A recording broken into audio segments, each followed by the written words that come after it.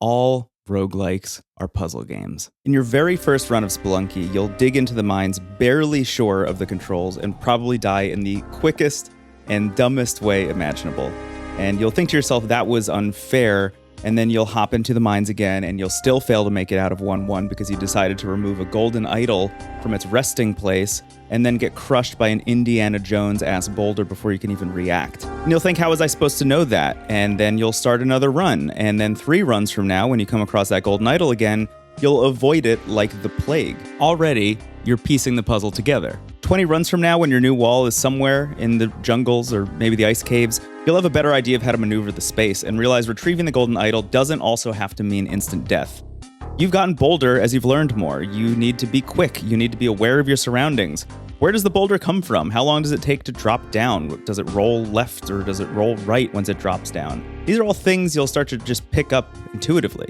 From run to run, as you beat your head against the wall of Spelunky's systems, the progress you make is tied directly to the moments where you break through those walls and understand how the puzzle pieces fit together. Some pots are going to have snakes in them, or spiders, so you throw every single pot from this point on. Some ledges drop too far down or bottom out with a pit of spikes, so it's always better to look before you leap. Every failure and every death constitutes another opportunity to learn. When understanding is the only goal, the only logical thing to do is accept that every failure is your own, no matter what. Blueprints is a 2025 video game developed by a first-time team, Dogu Bomb, and produced by Raw Fury, and it's a roguelite puzzle game with elements of a genre some people call Metroidvania, regardless of how you feel about that term. But let's break all that down real quick. Puzzle games are self-explanatory. They are games with puzzles in them. You solve the puzzles, you continue to progress. Roguelites are offshoots of roguelikes, and roguelikes are games where you continue to play over and over again, and every time you lose all of your progress and need to start from the beginning. Spelunky is a great example of a roguelike, a very stringent roguelike, where the only means of progression is you getting better at the game and understanding more. Roguelites are a kind of more recent offshoot of the roguelike genre, which give you some form of progression over time. Hades is a good example of this, where as you continue to play the game, you get helpful benefits which will make it easier to succeed the more you play. Metroidvania is an offshoot of the Metroidvania genre, which is just a portmanteau of Metroid and Castlevania. And that genre basically just constitutes games that have gates that prevent you from progressing unless you can get certain items or certain tools or learn certain things. In the context of a game like Fez, for example, the Metroidvania term constitutes games that gate progression by knowledge. You need to learn more to progress more. And there are a bunch of great games that do this. Fez, Animal Well, Outer Wilds, there's a bunch of really notable examples here. But basically, Metroidvanias are just asking, have you been paying attention? And are there tools and ideas and concepts that are breadcrumbed throughout your journey that will make players feel like geniuses later once they figure them out? The greatest puzzle of Blueprints is discovering that it's actually more of a roguelike than it is anything else. While the game's framing and many of its mechanics scream Agatha Christie-style mystery at the top of its lungs, the underlying core of the experience is that of a deck-building roguelike, something like a Slay the Spire, for example. And while the wisps of that narrative start small, they continue to expand over time, fractal-like in their complexity, especially in the dauntingly dense postgame. So let's take it from the top here. Blueprints is played through the eyes of Simon P. Jones, whose great uncle, Herbert S. Sinclair, big middle initial family, has died. His remaining fortune and estate on Mount Holly is up for grabs, provided Simon can overcome an elaborate test to prove his worth. Mount Holly's layout is comprised of 45 rooms laid along a 9x5 grid, and Sinclair informs you via a posthumous note that your task is to find the 46th room in a 45-room estate. The trick of Blueprints is that Mount Holly's walls are ever shifting. Each closed door asks you to choose which room lies behind it, and only through careful plotting will you uncover the many secrets required to finally access the antechamber, which can always be found at the very top of the manor's layout.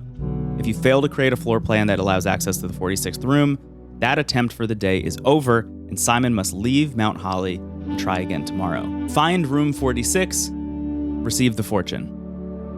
That's it. It's a simple enough setup and one that immediately demands your attention because it acknowledges something that video games usually dance around, which is that the walls of Mount Holly really are changing. It's one of the most interesting things about Blueprints to me, because in the fiction of this video game, Mount Holly is actually a manor filled with doors and rooms that shift and slide and disappear on a daily basis, and there are letters and notes written around the grounds which outright acknowledge this. The process of building a blueprint for the manor each day isn't just an abstraction of what Simon is going through, filtered through the lens of games as a medium.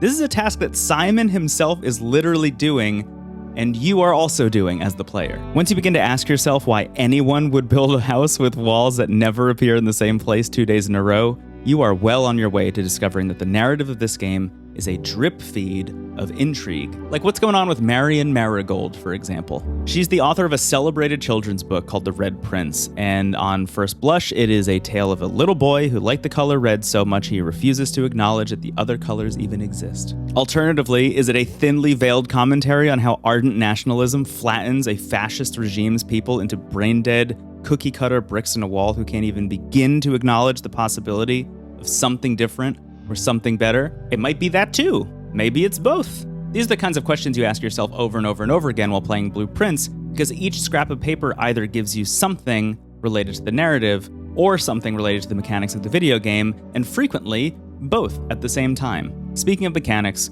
every single run in Blue Prince starts the same way. It starts with an atmospheric dolly shot into the entrance hall of Mount Holly's estate with a number denoting how many days you've been attempting to uncover its secrets. Before you lies 3 doors, one facing east, one facing north, and one facing west. A letter from St. Clair lies on the table illustrating the 3 rules of the inheritance game. Number 1, no tools or items may be brought onto the estate from the outside. Number 2, tools and items found on the estate may not be taken off the estate. And 3, you may not stay overnight. Interacting with any of the 3 doors reveals a selection of 3 floor plans to choose from, which will become the room beyond that door. Each possible room has its own unique pros and cons as well, so a closet contains 2 helpful items but acts as a dead end, while a T-shaped hallway has 3 doors, meaning more chances to maneuver. You choose or draft one of these 3 rooms and place it on that 9x5 grid and continue doing so room after room after room until you eventually find room 46, or the run ends for any number of reasons, which usually boils down to a mismanagement of resources. Resources come in many forms, the most crucial of which are steps, which count down with each subsequent room you enter.